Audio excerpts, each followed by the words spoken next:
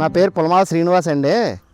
మాది పుల్లలపాడు గ్రామం, నల్లజర్ల మండలం, తూర్పుగోదావరి జిల్లా అండి. మా నాన్నగారి కాడి నుంచి మా తాతల కాడి నుంచి కూడా వ్యవసాయమే.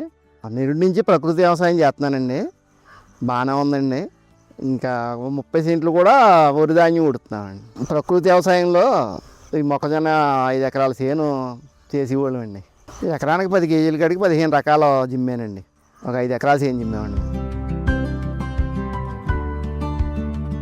ఎరువులు అయితే నాకైతే పెద్దగా అవసరం లేదండి. నేను జిమ్మాను కదండి. ఇవన్నీ కలుగు తిన్నుకుంటే నాకు చాలా వరకు పేడది వేసుకుంటానండి. ఆవుల పేడ అది ఉంది నాకు, అది వాడతానండి. డబ్బులు ఖర్చు తగ్గుతుందండి, బాగా తగ్గుద్ది. చక్కగా చేసుకోవాలండి, దగ్గరుండి చూసుకుని చేసుకుంటే బాగుంటుందండి. ఈ పై మేత మేపుతాయండి, వెన్న శాతం పెరుగుతుంది, పాలు పెరుగుతుందండి. ఆవులకి గడ్డికి కూడా ఇబ్బంది పడక్కర్లేదండి.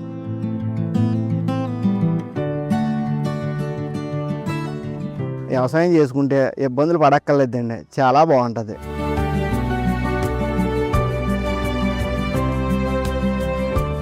అందరికీ నమస్కారం అండి. నా పేరు పెనుమాక వీరస్వామి. మాది తూర్పుగోదావరి జిల్లా నల్లజర్ల మండలం పుల్లలపాడు గ్రామంలో ఐసీఆర్పీగా పనిచేస్తున్నాను.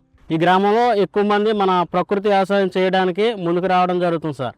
గత 2020 సంవత్సరం నుంచి ఇక్కడ ఉన్న రైతులు నవధాన్యాలు అంటే పిఎండిఎస్ పై ఎక్కువ ఆసక్తి చూపుతున్నారు. వారికి మేము నవధాన్యాల యొక్క ప్రాముఖ్యత, వాటి ఉపయోగాలు చెప్పడం వల్ల ఇంకా ఎక్కువ మొత్తంలో రైతులు ఈ యొక్క పిఎండిఎస్ విధానాన్ని అనుసరించడం జరుగుతుంది. ఈ యొక్క పచ్చిరొట్ట ఎరువులు పంటకి మాత్రమే కాకుండా ముఖ్యంగా పశువులు ఆరోగ్యంగా ఉందని ఎక్కువ మంది రైతులు చెప్పడం జరుగుతుంది సార్. ఈ యొక్క పిఎండిఎస్ వేయడం వల్ల రైతుల యొక్క అనుభవాలు, ముఖ్యంగా వారికి భూమి యొక్క సేంద్రియ పదార్థం పెరగడంతో పాటు వారి యొక్క భూమిని ఆరోగ్యవంతంగా భూమిని చేసుకునేటకు, అదేవిధంగా చుట్టుపక్కల ఉన్నటువంటి నిమ్మ, పామేలు మొదలు వేయడం ద్వారా వారి సేంద్రియ కర్బనం పెరగడంతో పాటు మొక్క ఆరోగ్యం, దిగుబడి, కాయ నాణ్యత కూడా బాగుంటుందని రైతులు మాకు చెప్పడం జరుగుతుంది సార్.